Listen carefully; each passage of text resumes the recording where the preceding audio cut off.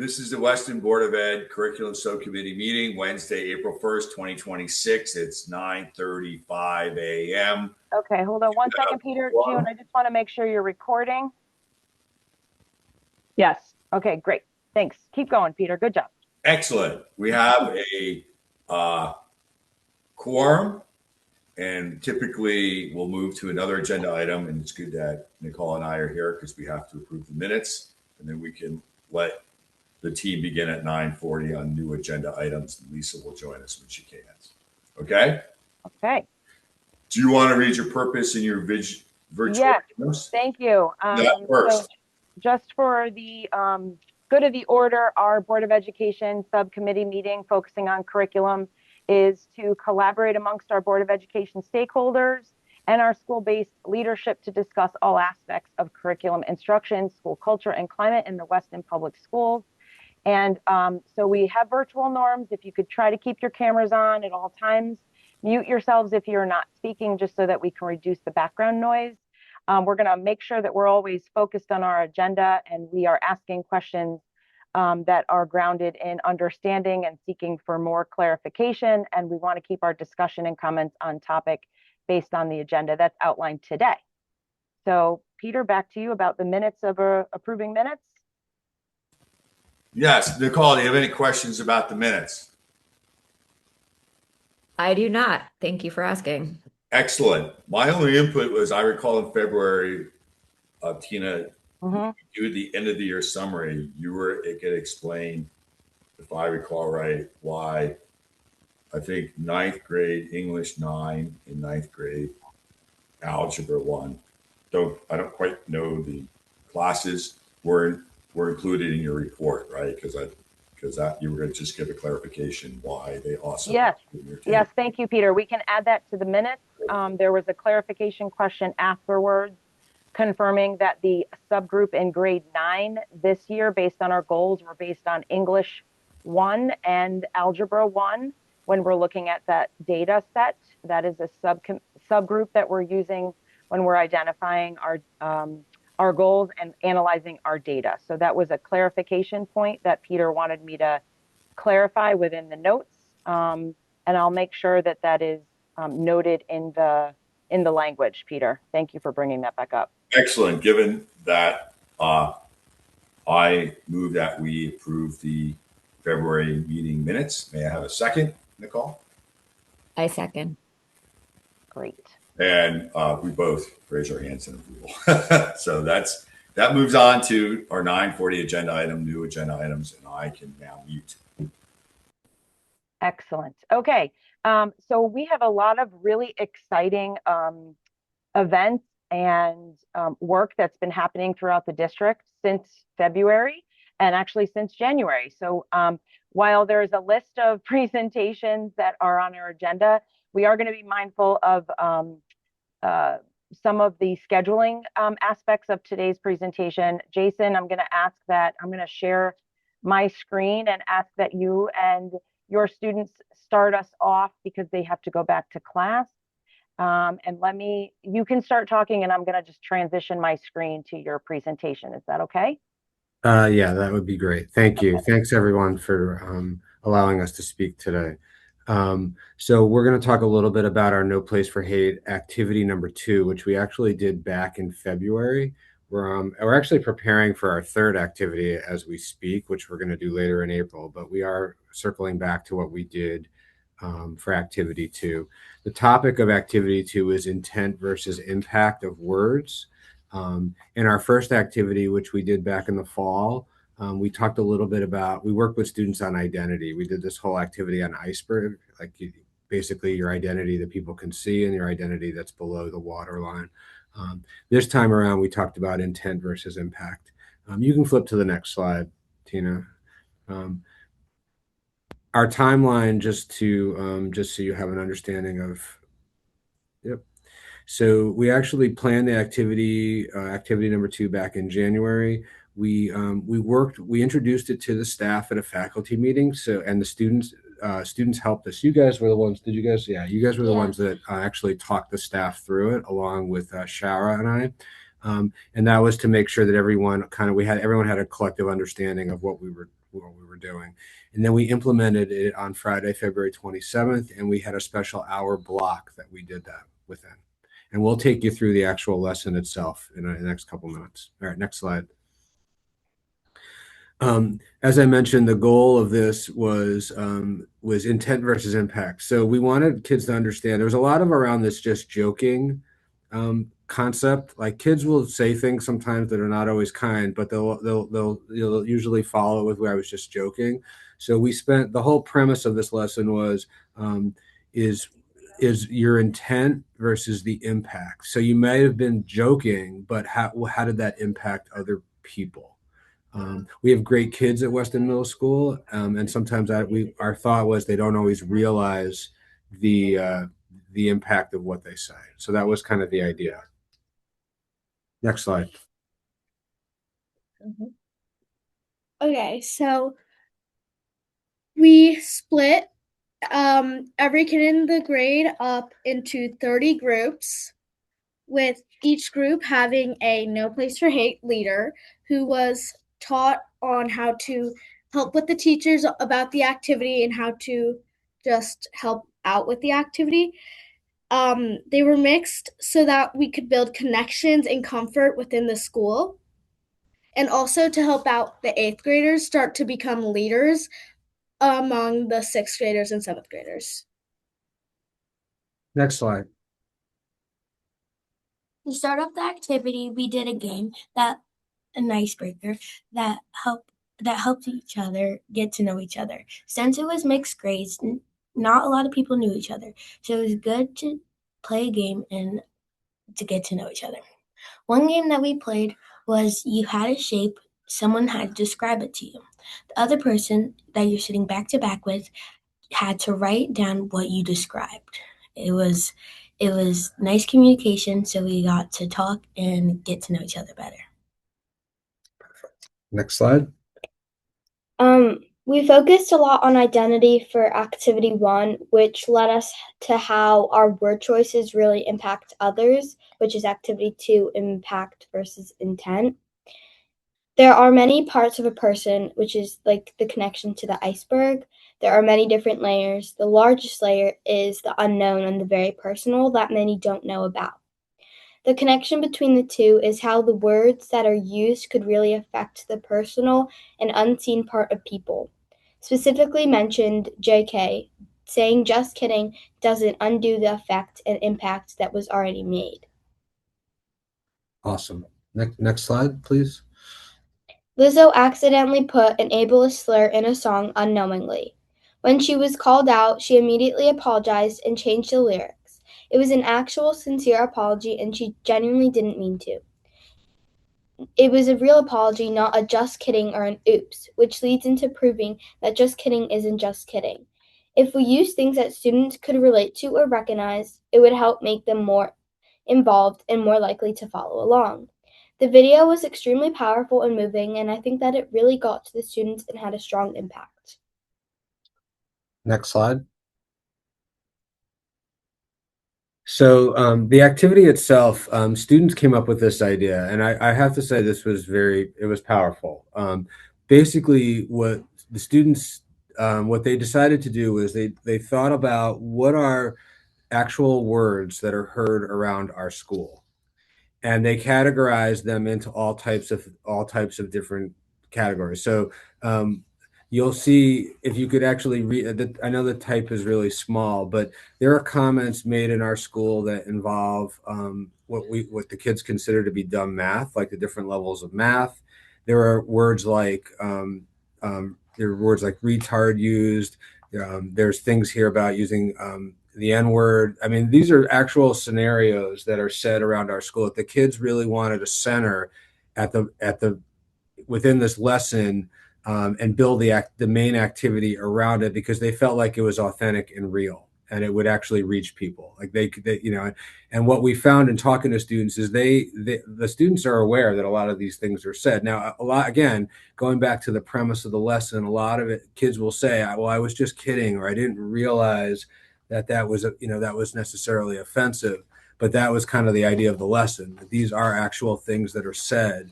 and it does have an actual impact on other students. So that was kind of the center point of the activity. Was these we actually had these up for students to look at. Next slide.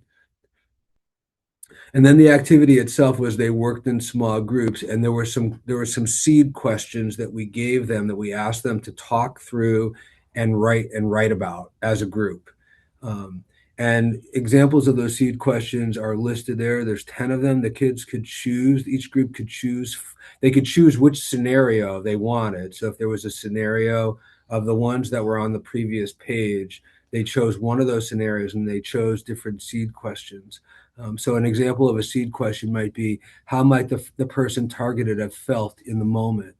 Or who had power in the moment and who didn't. So we use that as a way for them to write and to talk in small groups. And just I observed, I went through a lot of classrooms, but this was a really good spot for our 8th graders to show some leadership, especially when they were working with 6th graders, to kind of talk through these different scenarios. The other thing that you'll see listed there too is I actually taped some opening remarks and some closing remarks, which we played. Each was about a minute, but the idea that we wanted kids to be thinking a little bit about was what if this was you that something was being said about, or your best friend, or your parents, or your sister, or your favorite aunt, or something like that, to make it a little bit more immediate for our students. Next slide. Riley's going to talk to you a little bit about some of the student responses. So there's 2 scenarios that we're just going to highlight really quickly. The No Place for Hate members came together and said what they heard in hallways, bathrooms, and classrooms all the time. This is what No Place for Hate students said. Scenario number 1, dumb math. How might the person targeted felt in that moment? A lot of kids at our school said felt dumb, not smart, not good enough, or felt like a laughingstock. What message does this language send, intentionally or not? The accelerated students are more superior, and a lot of kids at our school are not smart. Even if you didn't mean it seriously, what was the impact? It made students insecure about their learning level, and it opened a negative mindset. Who had the power in this moment? People said that the student in accelerated math had the power, and the people laughing added to the power and imbalanced it. Scenario number 2 was the swastikas. How might the person targeted felt in that moment? Shocked and scared, disgusted and angry. What message does this language send, intentionally or not? Hated and anti-Semitism. Even if someone didn't mean it seriously, what was the impact? Someone said they felt unsafe and the fear still remains. Who had the power in the moment and who didn't? The person who drew it had the power, and the person targeted Jewish student had no power. How does laughing or staying silent change the student situation? Laughing minimizes hate, and silence feels like a threat. Thanks, Riley. Next slide. So those were some of the scenarios, and that was some of the things that students wrote and talked about in small groups. The actual lesson evolution. So from activity 1 to activity 2, we've learned a lot as we've implemented these things. Some of the things that we've been thinking about and learned, without going through everything that's on the slide, we learned the importance of going from the abstract to the concrete. Activity 2 was much more concrete in terms of these are actual things that are happening at our school. How are we going to, how can we use that as a way to talk and strategize? We've learned a little bit about mixed grade groupings. I think at our last No Place, when we presented last time, we got a question about whether kids would feel comfortable with that, but we were learning about how to put the students together, like how do we do team building within those groups, and also just the combination of students. And I think, and our feeling is that it is something worth pursuing and continuing. We've learned about the importance of students will talk by actually engaging in an activity. Sometimes just trying to get them to sit in a circle and talk is not as effective as giving them a scenario or something to work on and then talking through that scenario.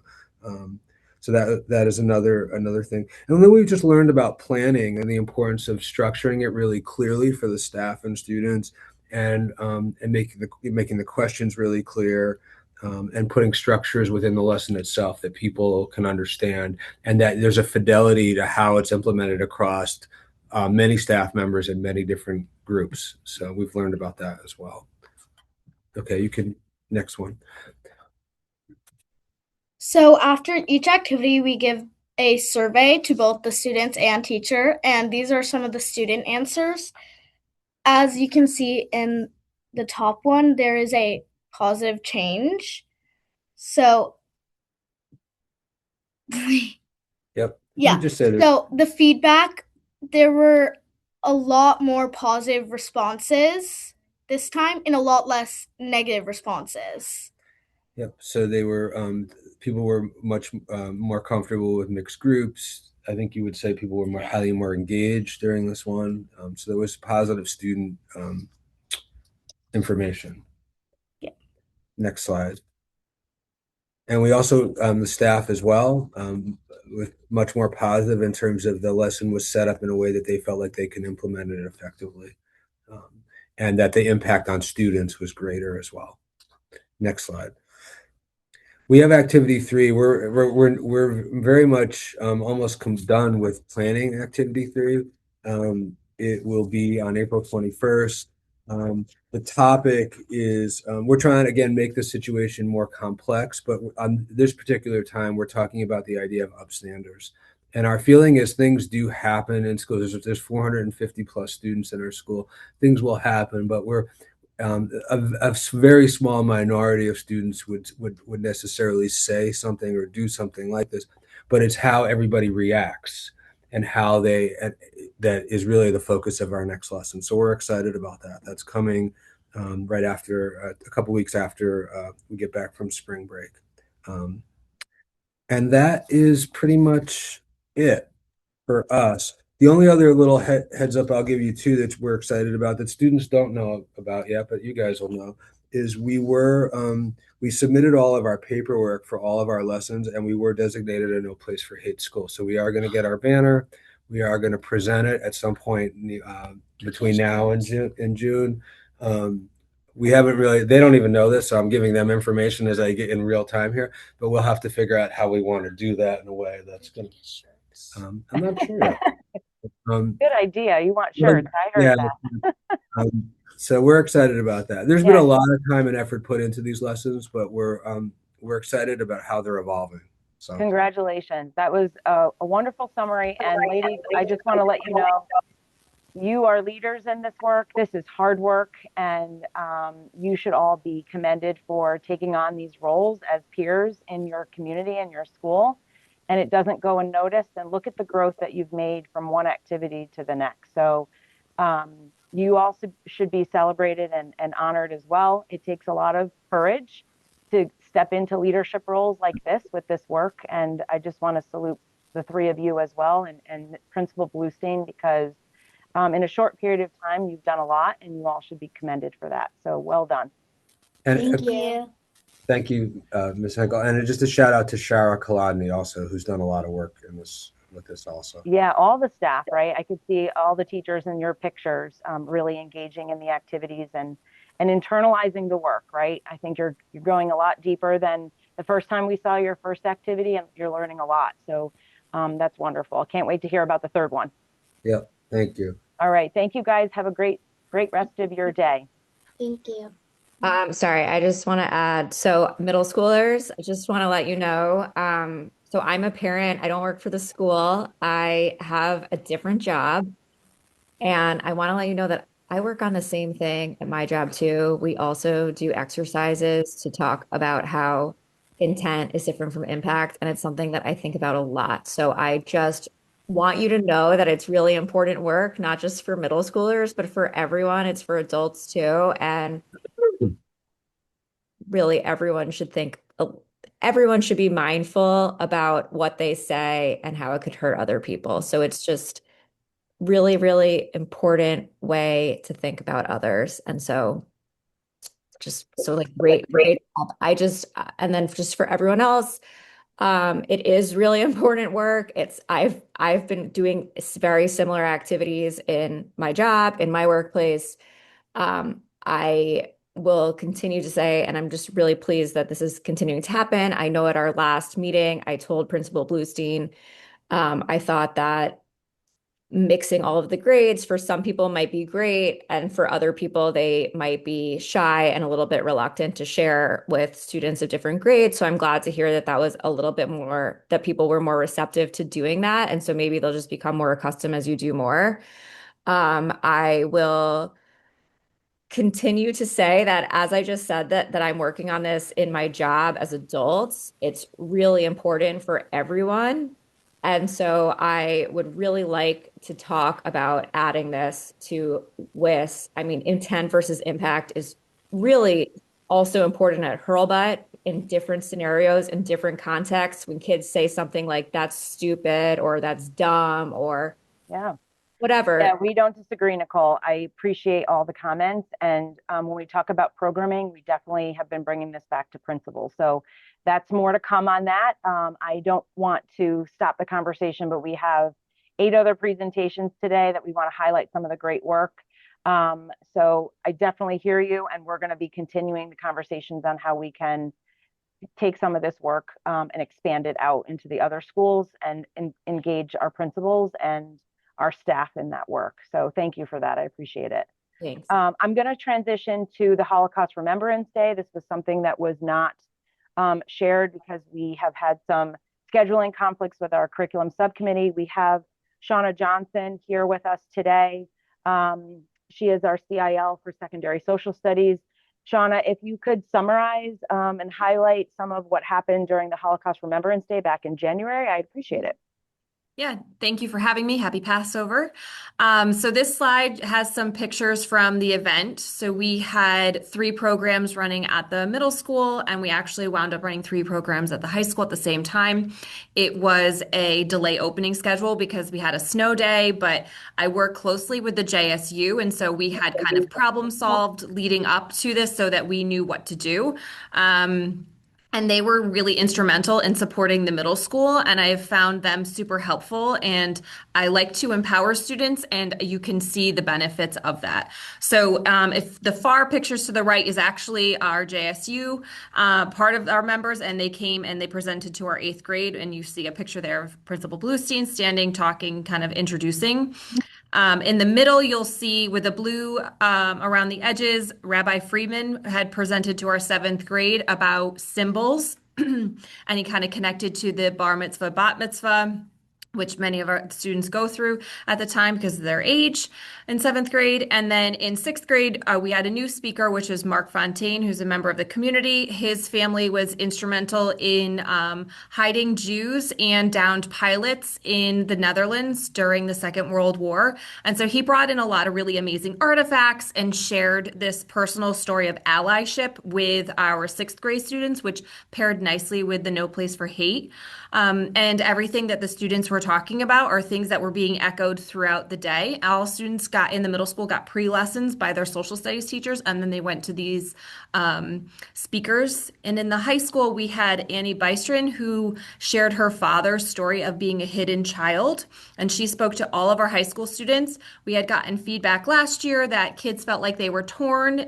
They wanted to go hear a speaker, but they had classes. So the schedule was changed to an assembly schedule, and we were able to get all of our students to hear her. And then our 10th grade students, because of their curriculum, and they were studying the Second World War and the Holocaust, they signed up to hear from Andy, which is a Holocaust survivor. He has come for years to our school, and he has spoken towards the end of the day. It's kind of like the slot that he has, and he speaks to a smaller crowd in the library, which is kind of better for him, and he gives his personal account of what happened and kind of looking forward and how we can adjust and change to make sure this doesn't happen again.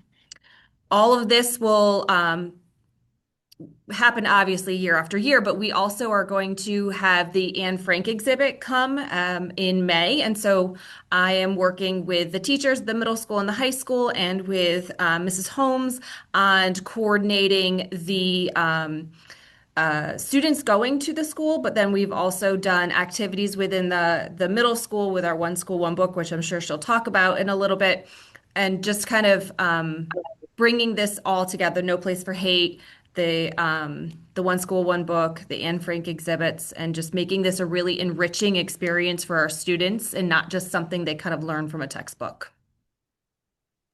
Thank you, Shauna. Yeah, I just want to elaborate that Shauna has really taken the Holocaust Remembrance Day and evolved it over the years and really tried to think of ways to adjust the Holocaust Remembrance Day and highlight different activities that are extensions of the curriculum in grades 6 through 12, so that it's not a redundant experience, as she mentioned. And so obviously that's even more challenging every year as the actual Holocaust survivors unfortunately become less and less every year. But this was a great experience, and I want to thank Shauna and for all of her leadership in this aspect. And I'm actually going to switch to Amy, because this leads into Amy's presentation on One School, One Book. And I'm going to switch. Good morning. Do you have is my slide getting queued up or? Perfect. Can everybody hear me okay? We're in Shauna and I are in the same room, so we're making sure that everybody is able to hear us. We're all set? Can you see the screen? Yes. Yes, the white slide. I think that's you, Amy, right? That's me. Okay. All right. Can everybody hear me? Okay. I am so excited. Actually, Tina, can we do the Black History Month first? Absolutely. This is that Amy slide. Holmes. I'm sorry, I did not formally introduce you. Amy Holmes is our CIL curriculum and instruction leader for secondary English language arts. I'm trying to navigate things at the same time, and she has 2 slides to talk to us. There we go. I wanted to go in order. Oh, okay. I'm really excited to share some of the work that has been happening some background noise, in Amy. high schools. Hold on. We have some echoing going on. Okay, try again. You have to mute if you're on 2 computers. Yeah, I think go ahead, Amy. I think Shauna muted. She signed out. Are we okay now? I don't know why there's such an echo in that room. Penny, what did you say? There's other. No, if Shauna signed out, they should be okay. Okay, try again, Amy. Okay. I'm going to have Shauna log back in and use her computer and put myself on pause. I feel like we're in a stadium here. I apologize. That's okay. Was everybody hearing the echoing? I'm sorry. Yes, it wasn't just me. Okay. I've got 3 screens too, so I'm looking in all these different directions. So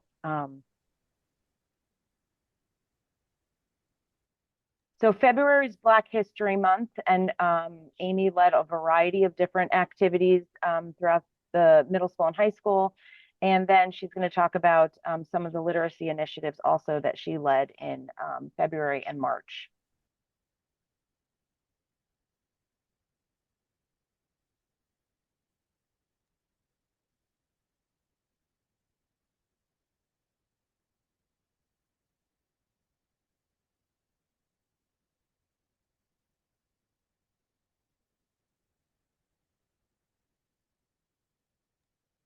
Do we want to switch and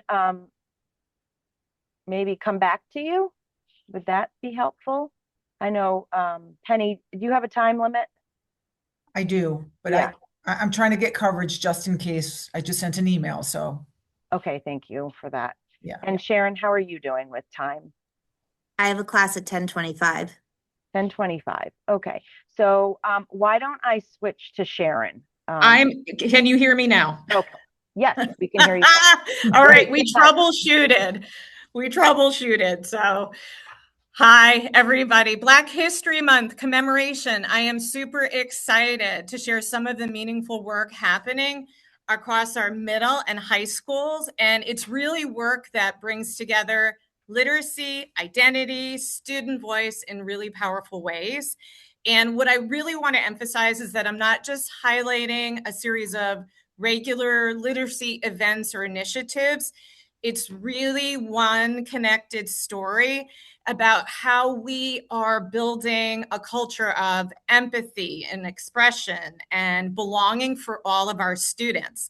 This work began in February during our Black History Month programming, and there was a focus on a simple yet powerful idea that stories matter and that all of our students are part of those stories.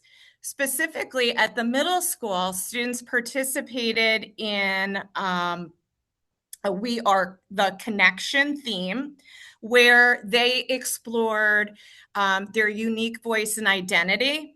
What was really special about this, we had students worked with 2 Connecticut teaching artists and current National Slam Poet winners, Yaxandra Diaz and Tarishi Schuller, and they help students to focus the idea of storytelling around the poem Where I'm From by George L. Lyon. And what they did was they invited students to each write an original line that focused on their unique voice, their identity. The students submitted those lines, and currently the teaching artists are formatting all of the middle school contributions into producing an amazing collective or crowdsourced poem. And so we've been assured that around mid-April, we will get a copy of this amazing poem to share with staff and students.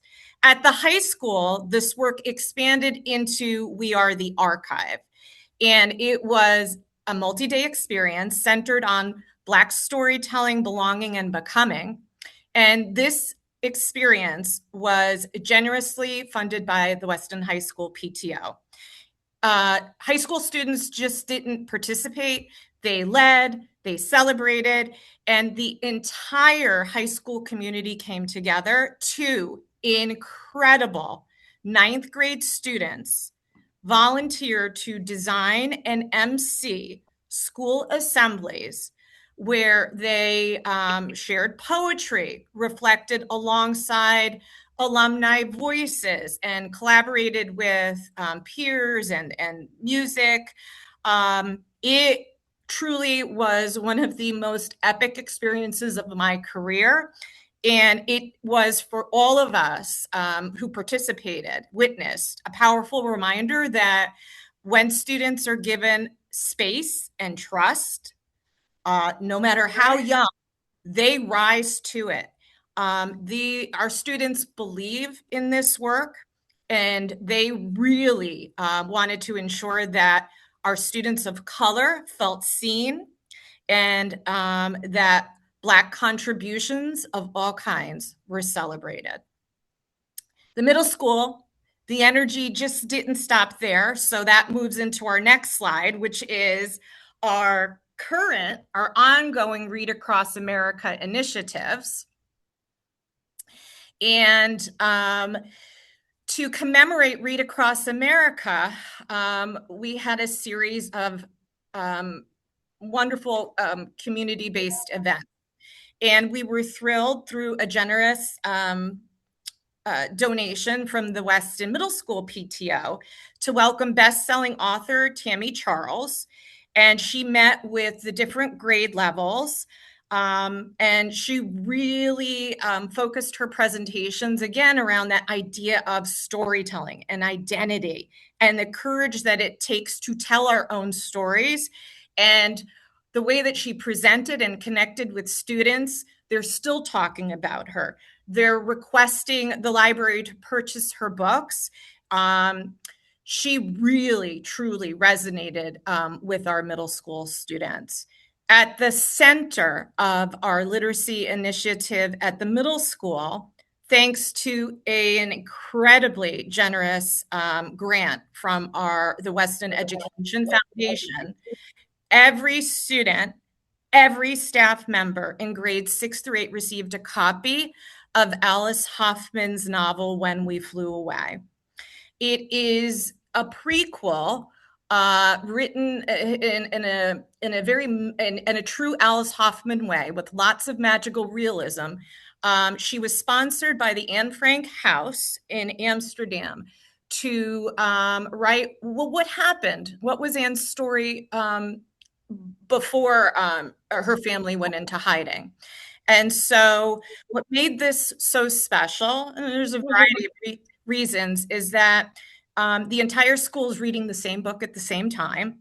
And that shared experience, students talking in classrooms, in hallways, making connections, not just to the text, but to each other.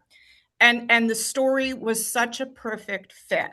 It really invited students to think deeply about empathy and history, and that power of voice, really continuing those themes established in February. As we're moved into April, actually today we close our One School, One Book with a culminating activity in our flex classes. And students are being asked to reflect, what did this story teach us? How does history shape who we are today?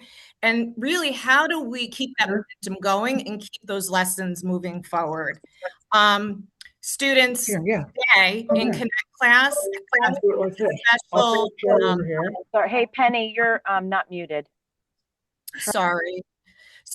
Today, students have a special message that Superintendent Forty recorded for them. It's beautiful. And she actually included a call to action to keep the message of Anne's story alive through their daily lives. In May, this work is going to come full circle. As Shauna mentioned, students will be visiting or participating in the Anne Frank traveling exhibit at the high school, guided by student docents. And it's truly an opportunity to see that the history that they've been reading about comes from a deeply personal and meaningful place. So there's a lot been going on. The energy is amazing in both schools. And I am just so proud of our staff and students for their meaningful contributions to our literacy initiatives. Thank you, Amy. This is a really great segue into talking about the power of books and different experiences throughout the month. And I'm going to ask that Sharon continue that through line with World Read Aloud Day and Read Across America. Good morning. So I've been asked to share some of the ways that we're nurturing a joy for books and building our community of readers. One of the events that we've been doing for the past few years is World Read Aloud Day, which is a global event. And it's really bringing together people enjoying a read aloud and the rich discussions that can come from that. And one of the things that means so much to me is just our students seeing the adults reading and not just their classroom teacher. But we had people from across our building. You'll see in one of the pictures, Chuck Fallow, one of our custodians.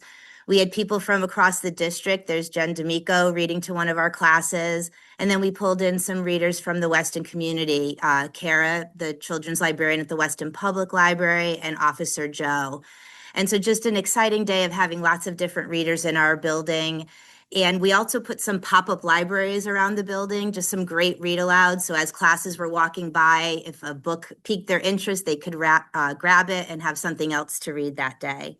So that's one of the events we've been doing. And then we also had, if you want to go to the next one, Tina. For Read Across America, we kept track of our in-school reading minutes. So every minute that a class read, and they would fill out a little card and send it down to the library, equaled a mile on our trip across America. And this year we went from Weston, Connecticut to Weston, Florida to Weston, Oregon. And the kids were stopping every morning to find their class's car, and just the geography that was coming into this, that was not the intent. And so It was over 4,000 minutes of reading to complete this trip. We also partnered with the PTO to do a book drive. The PTO had sponsored 2 little free libraries for us, one that's at our core playground and one that's at the Boys and Girls Club in Bridgeport, which we worked together to try to keep it filled.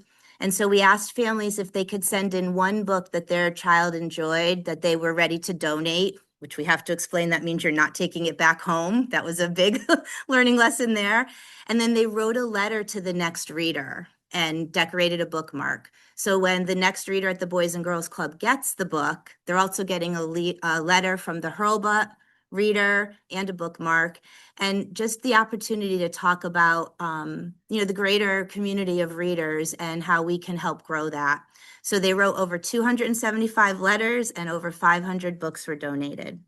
And next up for us, our author visit is going to be coming up, as well as our 14th year of One School, One Book.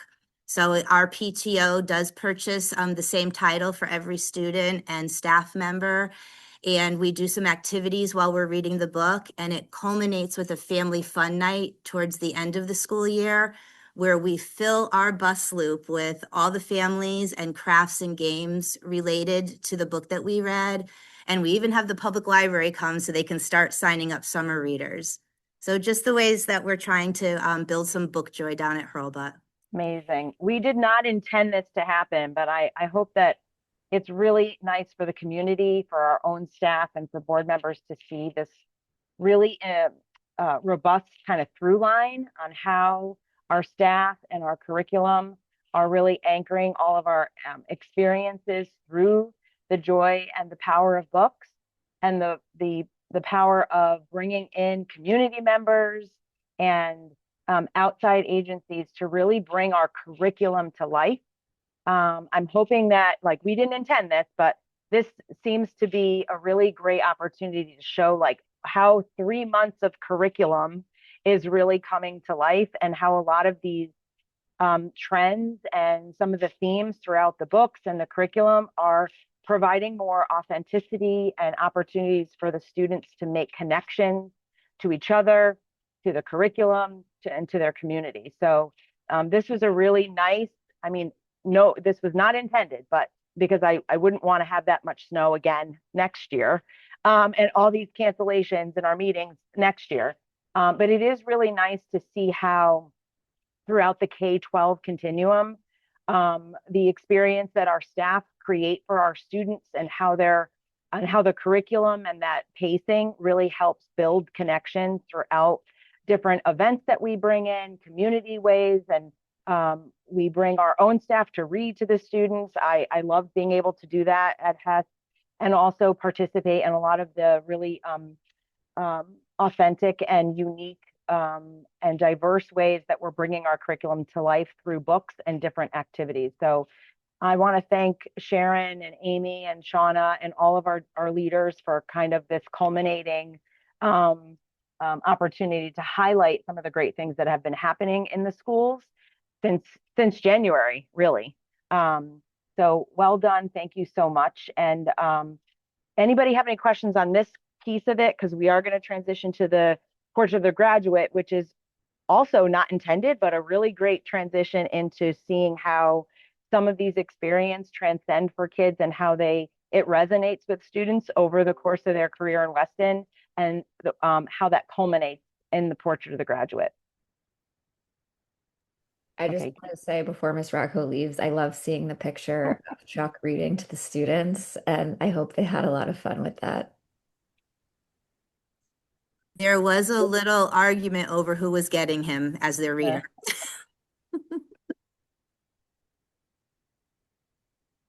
All right. So as I mentioned, we're going to transition to our Portrait of the Graduate, which just happened in March. And I don't know if anyone was able to attend, but this is one of my, also amongst all the other things to participate and things that I love in Weston, this is also one of my highlights of the year. So we are joined by Dr. Penny from the high school. She is the assistant principal, assistant principal at the high school, and Vanessa Eisenman, she is the what do we call that, Vanessa? Director, leader of Portrait of the Graduate. Guru. All things Portrait of the Graduate. So welcome, both of you. I have your slide up and the floor is yours. Thank you. Actually, Tina, we've had record numbers this year of community members coming to Portrait of the Graduate. It was wonderful, actually. So I'll just give a brief overview of PACT, and then Vanessa will get into some of the details of the student survey and feedback and anything else she wants to add. First, I just want to start off by saying, I'm not kidding. Vanessa cares deeply about the Portrait of the Graduate. She has very high expectations of the Portrait of the Graduate, and she works really hard for across 4 years to make sure that kids and the adults during our advisory are holding the line and making sure everyone's doing what they should be doing, so that when they're seniors, that's what you get to see when you come in and kind of hear from our students and reflecting about their journey here. So PACT is equals the advisory. They meet once a week. We start kind of at the end of freshman year to kind of maybe discuss it. Yeah. For Portrait of the Graduate. For Portrait of the Graduate lessons. And then every advisor has the same students for 4 years. So that helps build and help get to know the kids. And then when it's senior year, they really know what the students are working on for their Portrait of the Graduate. And then, they have to kind of make sure that they incorporate artifacts or schoolwork based on the competencies, the 6 competencies that create the Portrait of the Graduate: thinking critically, communicating with purpose, solving problems, expressing creativity, caring for yourself, and caring for others. So they do all this, they put this portfolio together, and then at the end of their March of their senior year, they present to a panel, and then they talk about really their life at Weston High School or their entire time in Weston Public Schools, and really kind of focusing on if they're ready for their next step. And to really hear kids, for those of you who are able to come, kind of really be vulnerable. I think they're really honest about what they have gone through. And I think this year, what came out the most for me, and hearing back from community members and our teachers and all faculty that were part of this, is how everybody in this building is part of the student's life, from our security to the cafeteria staff, to custodians, teachers. Like, everybody was thanked at some point or another from some student somewhere and during the panel. So it's definitely a collective responsibility of us taking care of our students, and it really comes out at the end of Portrait of the Graduate. Vanessa and I work really well together. This year was even better, and next year will be even better, to help the students get to where they need to be. Yeah. And I'll just pick up from there, the organization and, like all the back end work. Penny was amazing with just like all that structure and I was telling my husband about the what is that called? The worksheet that you put together? The Google Sheet. The Google Sheet. And he was very impressed. As an engineer, he was like, oh wow, that's my jam. So I just want to talk a little bit about what I love about Portrait of the Graduate. It's a celebration, right? It's a celebration of what all of us contribute to the lives of these kids that are, with us for, however many years through the system. But also on the flip side, what I find really interesting is just how the kids respond to it. Like, once they've gone through the whole process, once they've gone through all the lessons, there's a fair amount of like they have to step up. They have to submit a portfolio, and some kids rise to the occasion. Others, drag their feet. They have to rise up to those interviews. So there's a little bit of stress and anxiety that kind of goes into that experience. But I survey them with an exit survey as soon as they're done, and I always find that their responses are very, very interesting. So this year, of the students who took the survey, which was 120, something like that, students out of 160, 96% felt that the quality of their work that they submitted through their e-portfolio that they were proud of. And I think that really speaks volume. There was nobody who said that they weren't proud of it. There was maybe 3 people who thought that, they were kind of mid in there, but that 96% were proud of their work. And then 86% of them felt that it was a really good representation of who they are as students and as people. So that makes me feel good. Like, I think we always kind of talk about, well, what are the type of artifacts that we're looking for in the portfolio? And I think this speaks to the fact that it's working right now. So that makes me feel good. Can we just move on to the, so Open-ended. yeah, I asked them a couple of open-ended questions, like, you know, what was the best part of this experience for you? A lot of it was around reflection, which I think is so incredibly important. Reflection about like having to go back and find the artifacts that they're actually proud of, having to go back and think about, why is this artifact, first of all, meeting the competency, but then also something that I'm really proud to include. You know, another thing that they appreciated was the Am I Ready essay. And that's something like, I know for seniors going through their college applications and all that sort of stuff, they write a lot of narrative senior year. And yet it still seems very valuable to have this narrative in the portfolio. So I'm glad that they are seeing value in those Am I Ready reflective essays. And then a good portion of them thought that just that interaction and that interview with other faculty and other adults was really important. And it was an opportunity, again, for them to reflect. So lots to celebrate here. A couple of just things that I want to point out. You know, we are so thankful for all the community members who participate. I think it really elevates the experience for both the teachers and the students who are going through the process. So we really appreciate that. All of the feedback that I got from teachers, you know, maybe they are not going to tell me their negative feedback, but it was all overwhelmingly positive, and they look forward to these interviews with the students. And then finally, I'm so proud of this. Me too. We had no staff call outs For 3 days. For 3 days, meaning that like if they were scheduled for their interviews, they actually showed up. And so like we didn't have to reschedule any of those. And this was the first year that happened. And I attribute that to the fact that this is our 4th year. Everyone has gone through this process. And I'm really thinking that people are invested in it, and they're proud, and they look forward to these experiences. I also think that's a little bit to do with your scheduling. The fact that You're giving me too much credit. No, the fact that you've only scheduled them for once, you Yeah, know, we were I able think to that do was that. was Yeah. good. So that's my Anyway, spiel. You can Really see great. my screen, right, as I'm toggling through. So Penny and Vanessa, I thank them for putting together kind of a sample portfolio of what this end product looks like. There's a lot of obviously back end work on the teachers' organizational part and the students' reflection aspect of building this portfolio. But these are all this is a final product of like a framework of what every student is expected to complete. It is a graduation requirement. They are evaluated on each aspect of this with a variety of different groups of people.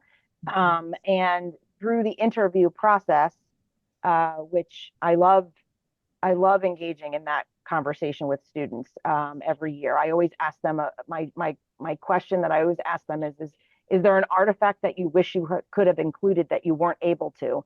Because I'm sure there's a whole bunch of different artifacts throughout their years that they would have liked to have included as a component or an artifact that reflects these 6 different competencies, but they just needed to only pick one.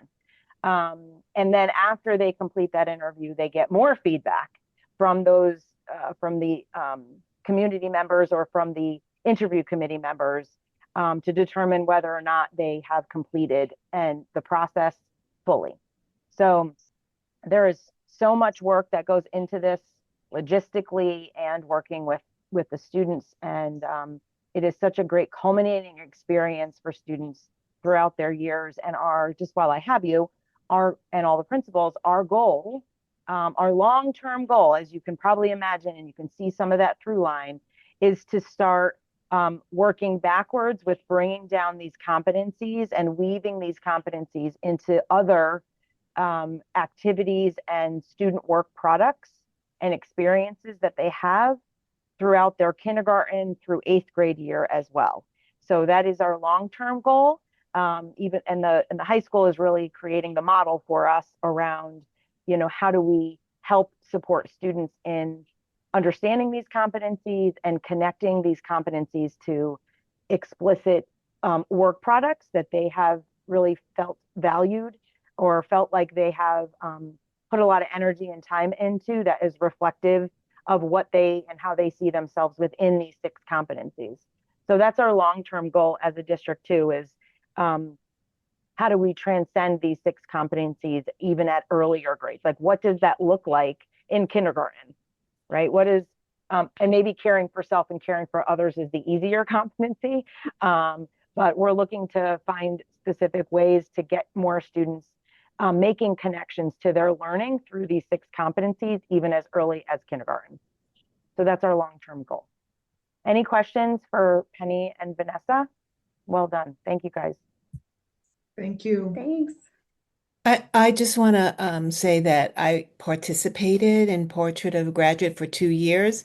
And, overall, the 6 competencies really helped students be self-aware and ready for the next steps, which is really important. So you're seeing confident students who understand, even though their next steps are different, they were all ready and prepared, and they really felt that high school was a place they succeeded and overcame their obstacles. It was wonderful. I'm sure the reason that you had such success in the community being in it is because when you're a part of it and you see it and you have such pride in the graduating class, that more and more people will come. You're going to have to start turning away people. That'd be nice. We'll make room. Great. I'm so glad you're able to come. Quickly reinforce that the education, the social emotional learning education in No Place for Hate, helps them with their Portrait of a Graduate competencies for caring for self and caring for others. Absolutely. Well, you can see that there's a lot of work already embedded in of our curriculum and our design and the experiences that our teachers are bringing into the classroom. But can't disagree with you at all. Absolutely agree. And I think the more we can make connections to the current activities that we are and events that we're bringing into the district and highlight those throughout the district, I think the community will see that through line and see how much easier it will be to make those connections to those 6 competencies. Absolutely. I agree. Okay. Great. Thank you so much. I know that everyone has a lot going on with their schedule today, so people will probably be popping in and out throughout the meeting. So we're going to shift to March. We're in March now. We've done January, we've done February, we've done March. We're almost at the end of March. Today is April 1st, obviously, but we have a culminating presentation around Music in Our Schools Month. And Liz Morris is joining us today. She's our curriculum and instruction leader for music throughout the district. She supports all 4 buildings, and I'm so happy that she's able to join us today because she is the leader of this work and cannot do it enough justice. And when she talks about all the great work that she's been putting into the activities throughout the district. So, hi, Liz. Hi. Hey, everybody. I'm going to put up you see my? Yes. Okay, great. All right, the floor is yours. So this month was Music in Our Schools Month, and we've had a great time celebrating all of the wonderful things that happen in our music department in our schools. In Hurlbut, they did some morning musical moments, they call them, I think, if I'm not mistaken. And they do a variety of different things in the morning on the announcements. The intermediate school did some fun facts and trivia. They did some writing about how music unites us in their general music classes. At the beginning of the month, our school musical at the intermediate school, Giants in the Sky, we had a wonderful performance of that on the weekend at the beginning of the month. And then in our middle school, one of the kids' favorite things is Music March Madness, where they play the brackets and choose their this year's theme, I think, was things that make music that makes you move. So that was the theme in March for March Madness, Music March Madness this time. And then at our high school, we had a variety of lobby concerts and a variety of other events hosted by our Tri-M Music Honor Society. But the big event mid-month was our Celebrate 250 from Sea to Shining Sea big district-wide concert, which was just amazing, wonderful. The kids really, really, really enjoyed it, enjoyed performing. I think everybody who was in attendance really enjoyed it as well. And then just this past weekend, just this past Sunday, we just closed our high school musical, Little Shop of Horrors, which if anybody went to see that, that was also a pretty great musical experience. Today, we do have our third grade, and yesterday our third grade does do their Sing America Sing. They did, that was their theme this year for their third grade music performance. Our third graders, we do like a pre-choir type of thing with them. So that also happened yesterday to kind of round out Music in Our Schools month. So it has been pretty busy, I will say, in our music department.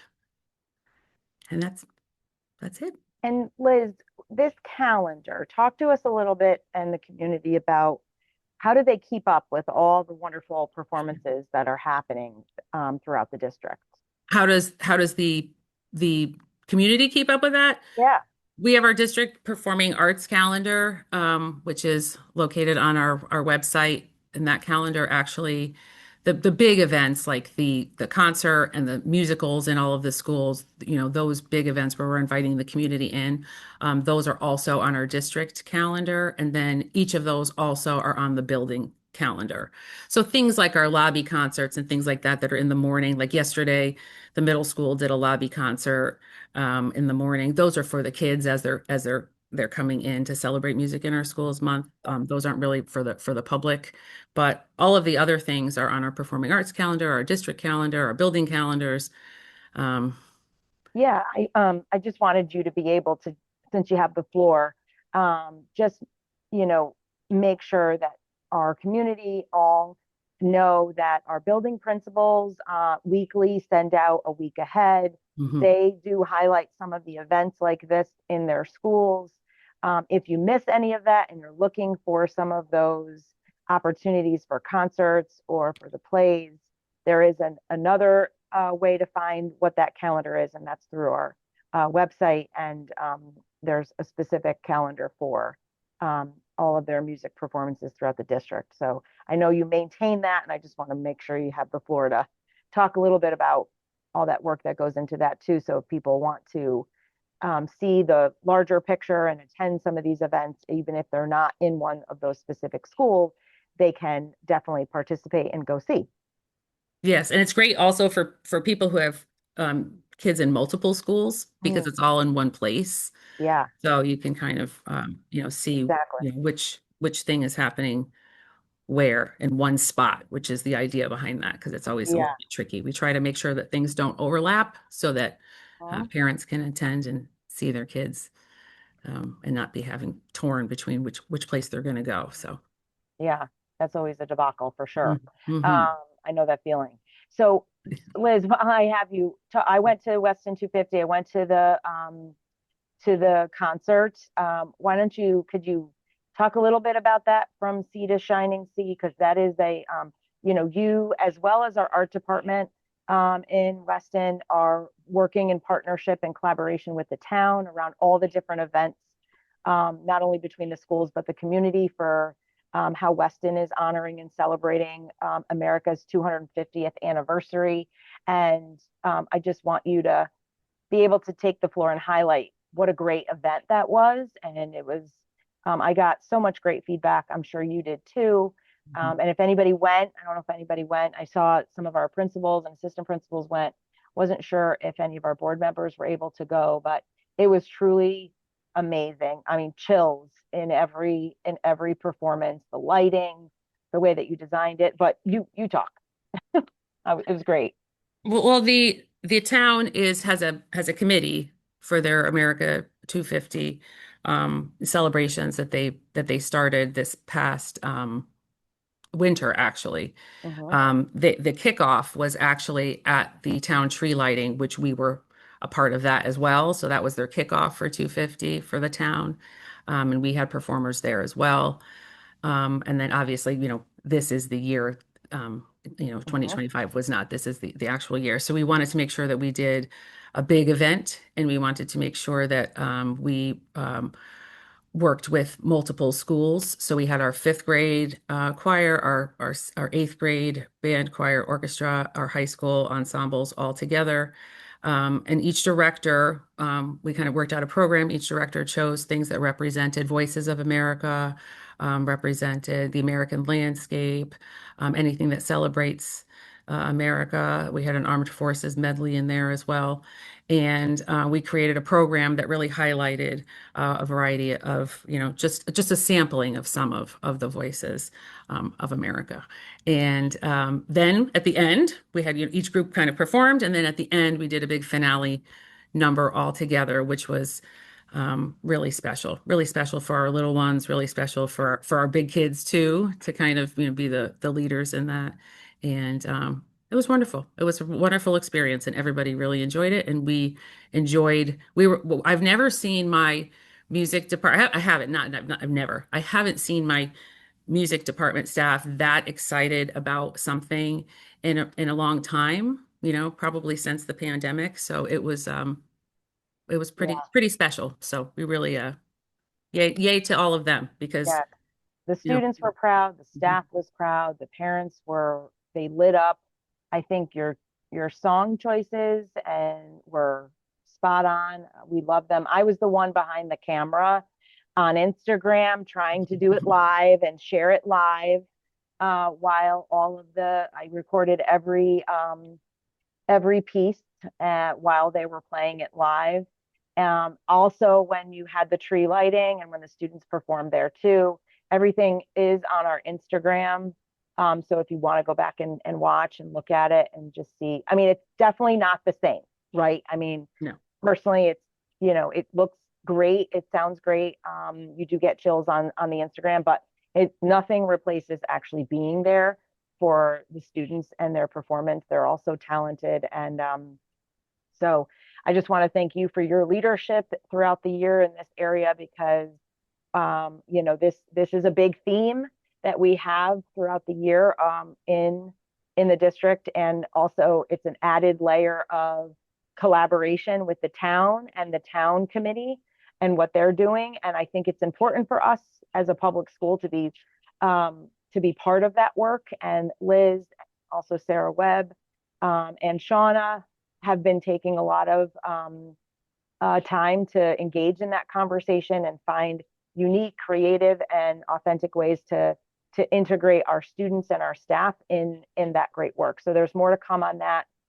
There is a website also, Weston 250. I think it's Weston 250 or W250. I can't remember off the top of my head right now, where you can see some of the future events that are happening throughout the community as well. And obviously July is going to be a big culminating event too, to celebrate the 250th anniversary for July 4th. And all of our district May concerts also have, part of the concert anyway has this theme as well. So directors are choosing repertoire that, has to do with the same idea: American voices, American landscape, just American culture, and which because we're such a melting pot, there's so lots and lots and lots of different choices for students. So we're pretty excited about that as well. So we'll see. Yeah, I am too. I can't wait to hear it. It's great. I love American music. I think it's just, I don't know, it gives me chills. So thank you, Liz. Anybody have questions for Liz? I just want, this is so nice to hear. It's so nice to see this. Unfortunately, I would love to be able to make so many of these events, but unfortunately 7 p.m. on weeknights is difficult for parents of children who also go to bed at 7 p.m. But I'd really like to be able to attend. I have attended plays and they're great and entertaining. I'm just wondering, so I know that the plays are advertised around town, but do you advertise any of this other stuff around town, or have you ever considered putting maybe flyers of your events in the senior center? Because this is just a wonderful way to highlight the talents of what's going on in schools, especially since there are a lot of so people come to our public comment to our board meetings who don't have school age children and just provide feedback on education, and they're paying attention, and they don't necessarily get all the communications and they don't necessarily what's going on. So it's just potentially, I don't know if you've advertised this stuff, but just a great way to potentially. Yeah, it's a great question, Nicole. And we are always looking to expand and be more effective with our communication thread. I think Liz would agree with that. Yes. Just to tell you, so maybe you can help us kind of, with that also when it comes out to be the community.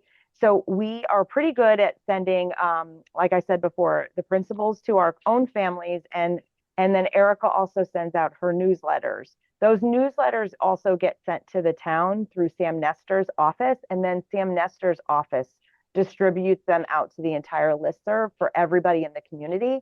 And that includes not only some of these events that Liz is talking about today, but anything that is related to how we are partnering in the town. It goes through Erica's office. We work together to design or create the language. And then it goes to Sam Nestor's office, and Sam Nestor, her assistant, sends it out to her listserv throughout the whole community. I would say that if there's other avenues, like you said, like flyers to post in the senior center, because maybe some aren't on those listservs, beyond like the signs that Liz puts out throughout the yard. I see them across the whole, the main strip here before you come into School Road. I think that's a great idea to post maybe some in the senior center. And I think we could figure that out. I don't know if we have it. Maybe we could connect with the director. Yeah, that's what I'm thinking. I'm thinking I can just give her a call and just give her, a paper calendar for the year, because we do set that, a year in advance of dates. I won't know exactly what each musical is necessarily, or the play is, but I can at least get her those dates. So yeah, that'd be great. They would go to the May concerts. Yeah. I don't know. There's people, I just like, there's people out there paying attention to what's going on at school, even though they don't have school age children. So, and it's just a wonderful celebration of everything that you're doing. So, yeah. And it's a great idea. It is a great idea. I mean, we also, just so you know, we also do, we have a pretty strong partnership with Park and Rec, just so that with that aspect, we always communicate and partner up with Park and Rec with a variety of different things, so that we're in tandem and in conjunction with what happens outside of the school day and in summer. But the senior center piece, we need to do a better job of that for sure. So thank you for bringing that up, Nicole. Yeah, great idea. Okay, so we have one other just update in the curriculum side. I know there was a lot before we go into one piece of business that the 3 board members just need to be aware of. So on Friday, March 27th, that we completed our final professional development day for the district. And Erica and I are going to be working on a way to communicate out to the community. What do we do on those professional development days for parents and for the community members? But real quick, just so that the 3 of you are aware, so you have the background knowledge, March 27th was our last full day professional development day. The theme of that day was the future of schools, preparing our students, our classrooms, and ourselves for what's next. The idea of that day was to design a variety of different sessions. Actually, we designed 75 sessions. They ran throughout the day, and our staff got to choose which sessions they attended. We had different themes that those 75 sessions were designated or connected to, and those themes were around emotional regulation, academic challenge and personalized learning, culture and climate, executive functioning, and AI for educators and students. And so it's our only day throughout the year that is an opportunity for a whole bunch of different sessions to come in. We had outside presenters, we had our staff members presenting too, and it's the only day throughout the year that our teachers get to actually pick which sessions they go. They build their own schedule. In addition to that, Human Resources, Dr. Gavoni, and her assistant, Megan Brandt, designed a wellness fair within the day, throughout the day. So if during lunch, or if they had a session that they wanted to allocate for wellness specifically, they could only pick up to one block. They could go into the wellness fair, and they could get their blood pressure checked. They could have a financial advisor conversation. There was a hydration station. There were snacks. There was a meditation area. We also had Newtown's rescue dogs come. They were I forget the name of it. Somebody would remember better than me. But they were the therapeutic dogs that they support that came out of Sandy Hook Promise. And so they came throughout the day. Erica ran, yes, Superintendent 40, ran a 15-minute workout session. It was no joke. It was with tires. And I was sore the next day, full disclosure, even after 15 minutes. And we also had self-defense. So it was, the energy of the day was really astounding. We got all of our attendees that went after every session. We gather feedback on a scale of 1 to 5. Every session scored a 4.7 out of 5 in every session.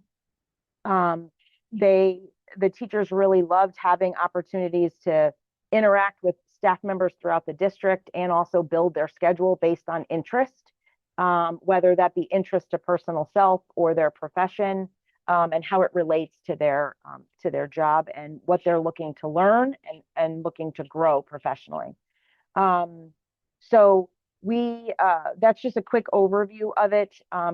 It's a lot of work behind the scenes, but the outcome with the staff and just the culture and climate around that day, the energy is amazing. We give everybody breakfast and coffee throughout the day. We also brought in a pizza truck. So if people wanted to purchase pizza for lunch through Colony Pizza, they were able to do that as well. So it was a great day. So if you heard anything or you're ever out in the community talking about like, what did I do on those days? That just gives you some background. But we are looking for ways to, Nicole, to think about like what you just said about even publicizing and communicating with the senior center, looking for ways to explain in a very concise way the value of professional development days and how robust and how much thinking and intention goes into those days to elevate teacher practice and to elevate the work that we do in Weston. I mean, you saw some of it today. You saw some highlights of that outcome today. And it's the professional development opportunities where that creativity, that curiosity, that design thinking comes out. And some of the best events that our teachers and our curriculum developers build are through those professional development days. Any questions on that? Tina, professional development is incredibly important. It sounds like the teachers really enjoyed it and shared best practices. I was wondering, as part of those future practices, if you, and you didn't mention it, if you discussed technology and AI. I know Dan is working on it, but was it part of the professional development and next steps? Yes. So one of the themes that teachers got to sign up for was focused on AI for educators and students. And I will tell you that all of those sessions were full. They were fully seated. You know, there's a certain number of seats that we allocate to every session. All of the AI sessions were full, which leads me to believe people want to learn more about it, want to understand more about it, and we have more work to do to continuously offer more opportunities to engage in that. topics specifically. And I think we had a lot of outside presenters come in to talk about AI in education and what they're seeing. And that just built another partnership for us in the district. And as we move forward, we're looking to not only use those outside consultants and presenters, but also our AI advisory committee, and how do we elevate our own internal staff to help with that messaging and with that learning as we move forward. I mean, if you've used it, it is evolving and changing every single day. We are always learning something new. So I think it's going to be a common thread and something that we integrate every time that we come together for professional development. Thank you for bringing that up. Okay, that closes. I'm sorry, Nicole. One quick thing, and a very important part of professional development. Did you know that a Weston dad has a pizza truck? No. Oh no. Laura Cadis, look at that. I like Colony, but he has really great pizza. And so Okay, for Nicole. your event, you might want to contact him. All right. Well, we'll talk after, Nicole. All right. You're full of ideas today, Nicole. I love it. Okay. We'll follow up after that for sure. The more the merrier, right? I think that's great. And honestly, I'm on the WEF board with Laura. Laura and I sit together on the Weston Education Foundation, and they're always looking for new fundraising ideas. And they did the circus this past year, and they want to do it again. And they're always looking to see if there's an opportunity to bring in like dinner for those that attend, so that those that have younger kids, they can actually come to the event and have dinner and be done by the time they go home. So that's a great idea. I'll connect with you after and you can give me all the details. That's great. Thank you for that. All right. That closes the agenda for, this is good because we have 5 minutes left, closes the agenda for our presentations. That was a lot. Thank you for hanging in there with us. But we wanted to make sure that we honored and celebrated all the great work that has been happening since January, and we just didn't have enough time to do it. So I appreciate you taking the time during our April meeting to do that for our staff especially. So the Board of Education Curriculum Subcommittee members, part of their roles and responsibilities is to review and ask questions around any overnight field trips, whether that be domestic or international. We haven't had a lot this year, but we do have one that is on the docket. And I'm really excited to say that our Weston High School mock trial team advanced to the national level, and they will be going to Iowa to compete at the national level in May. So how this works is basically I have provided you with the details of the trip, the itinerary of the trip. You know why they're going. We have enough, based on our policies, we have enough chaperone coverage to ensure that students are safe and that we are communicating all of the logistics for permission with parents for them to attend. We also communicate with our nurse so we go through any medical issues, if there are any medical needs for the students that are attending the trip. Luckily, this is an easier one to review because there's only 9 students that are going, and they're going with their coaches and their advisors. So we have enough adults from Weston and from their coaching group. Marsha Hamlin and Carl Bernstein has been their advisors for many years since I've known, and Matt Phillip is our teacher in charge, who is the coach of the mock trial team. This is a direct flight, so they go from Weston to LaGuardia, and they will leave on Wednesday in the afternoon on May 6th and return Sunday evening. In your documents, you do see the itinerary on a daily basis. This is an intense experience for students.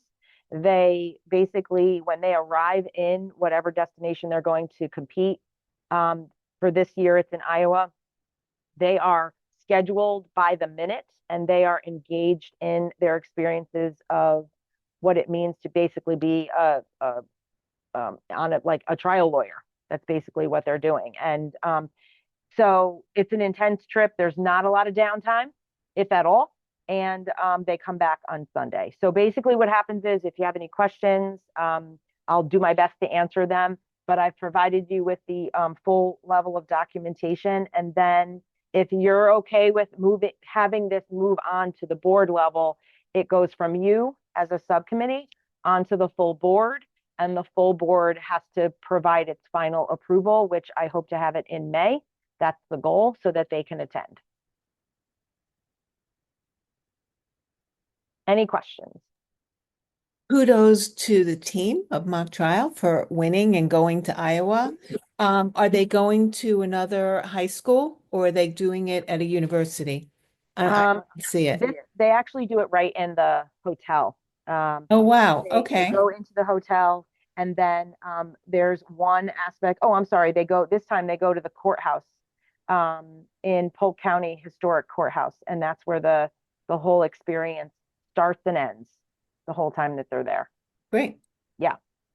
Well, the last time they went, though, they went into the hotel. I can't remember where they went. I think it was Texas. I could be wrong, but they went into the hotel, and at the bottom of the hotel in the conference area, that's where the whole competition was. So they didn't have to leave the location. Every year it's different. So this year they're going and they're staying at the hotel, and then they go into the courthouse. Into the courthouse. Yeah. I think being in the courthouse is a great experience. That's great. Yeah. I mean, it's intense. These kids, it's intense. Good for them. More power to them. It is.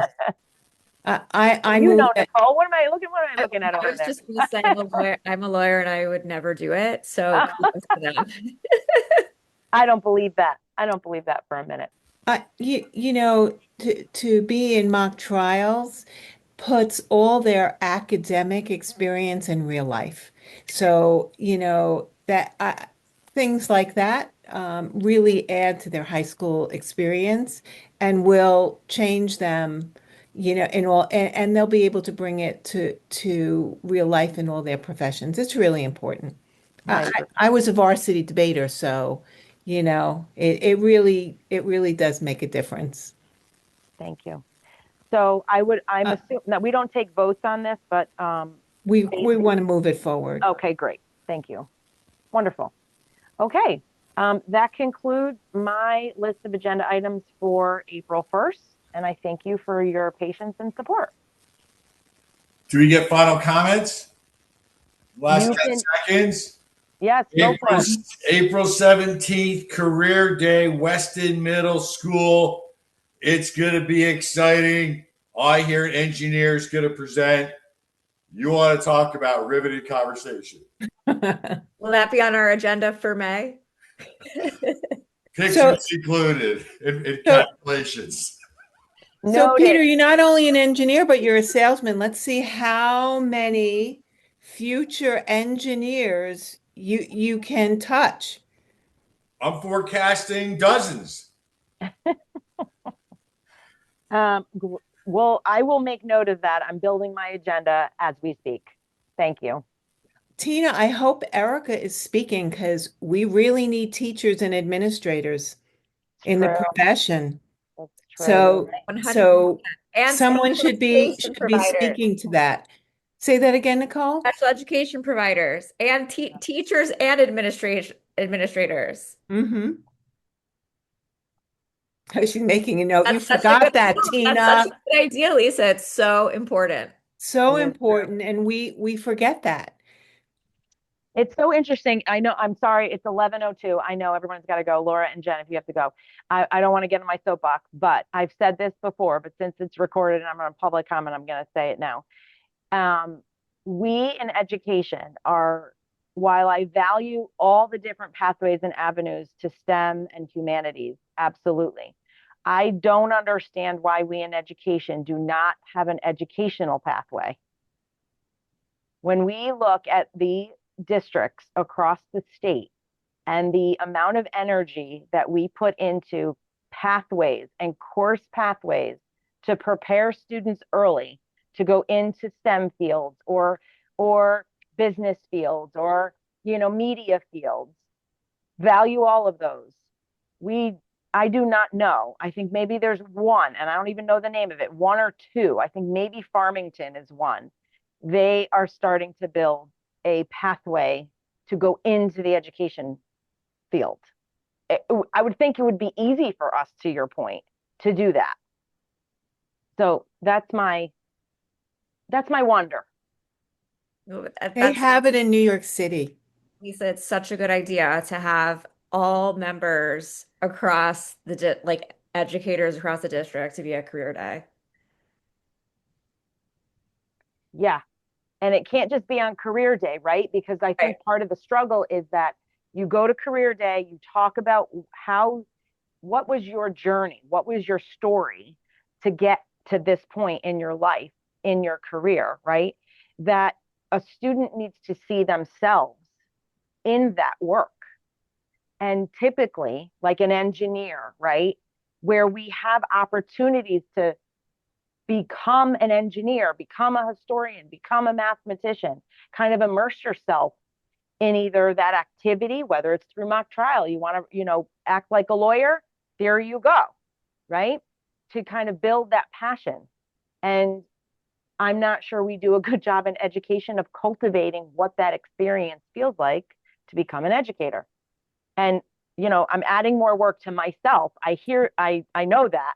But I think we all, even as a board, right, we all need to come together to really value and put energy around the different experiences to cultivate that next generation of educators and administrators, because you have to start in our field, right? We all started as educators. We were all educators to start.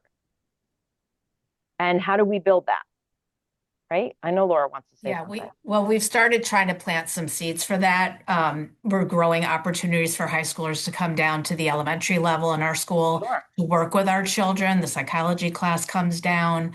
We had a social studies group come down this year to work with the second graders and present to them, teach them, work with them. So hopefully we're planting some seeds there. We also welcome in a lot of the high school interns when they do their intern experience, to give them an opportunity to try teaching and work with a teacher or a staff member or somebody. I would just love to be able to offer a course in partnership with like Sacred Heart or Fairfield U, just like we, offer this in tandem course around ECE or AP or IB or all these other like really prestigious types of curricula, where a student, if they loved that experience, how do we help like solidify it?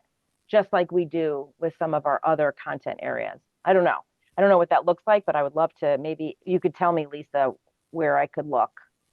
Tina, that sounds like a great idea to start students with some education credits. You can still become an engineer and be able to teach. You can, for me, I was an accountant and I had the ed credits to teach. So if you start that in high school, it's making them aware.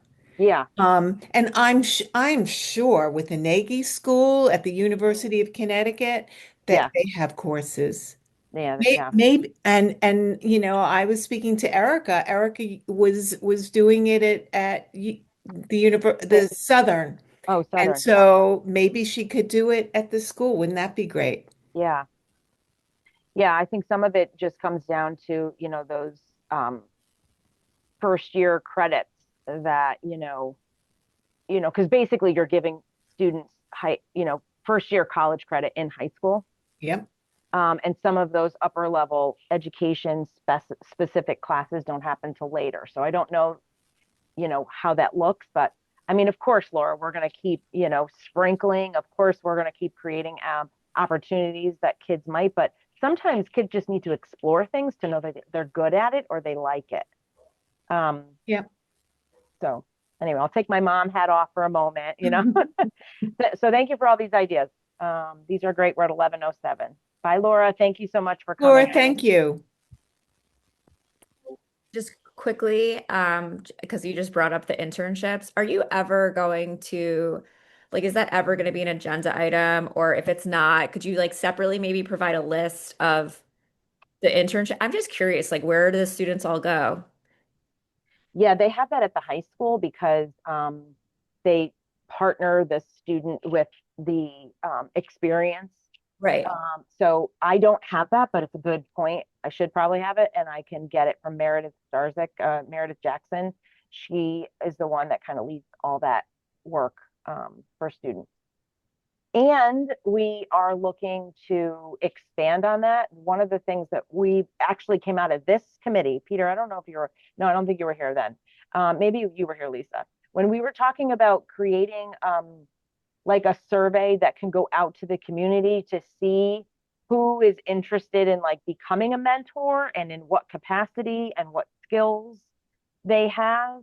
And that way we have like a repository of resources so that if we have a student that wants to go in education, we have somebody that maybe wants to mentor or partner with them.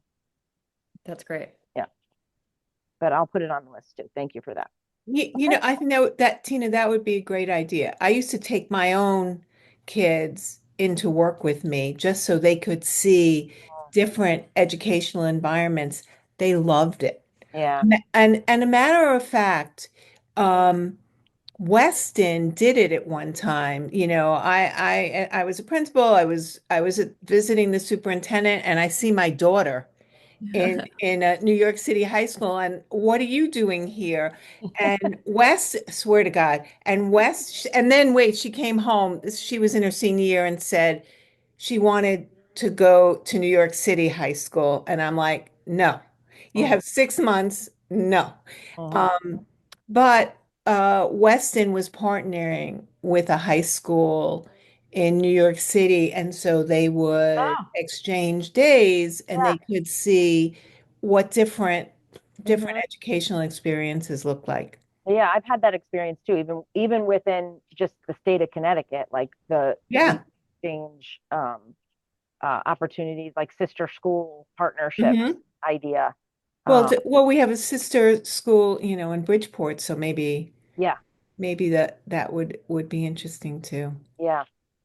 All right. Well, more to come on that. I'm writing down lots of notes, so thank you for that. And I'm done. So Lisa, I'll hand it back to you. I know Peter started us off, but you can close us. Well, Peter, thank you for it. I just want to apologize, but I'm cooking for Passover for 25, and just to let you know, my sponge cake fell, but my macaroons are okay. I'm in the middle of cauliflower souffle, and I'm sorry, I just lost it. So sorry. You're forgiven. I'll catch up. I'm really good at balancing, but I just lost it. I guess that's getting old. And Peter, though, lunch, because of them both showing up, we had a quorum, and Peter jumped right in. And well, Peter's the best, and I really appreciate it. But I really want to know how many kids are going to become engineers after his talk. You know, that's really important. Okay, so I move that we close the meeting and go celebrate our holidays, Passover and Easter, and happy holidays, and have a great vacation. So who seconds? Second. Thank you guys so much. I really do appreciate you carving out an extra 30, now 40 minutes for today. It was really important. I think that I think the teachers and the administrators really appreciated that you were so attentive and engaged in all aspects of the presentation. So really appreciate that. They're just doing great things. They are. You know, just They are, absolutely, especially that music. celebrate. Oh my goodness. You know, I mean, Portrait of a Graduate, you just get better and better at it every year. It really is. You know, Weston was on the forefront of that. And you've just done, you know, great work. And it's all them. They're doing it. I'm just facilitating and, you know, hurting the cat. You do it well. Really kudos this year. Thank you. Really, you know, fine work. I'm looking forward to your presentation on AI and technology because there's so much new research that's coming out that is really, you know, focusing the work in schools.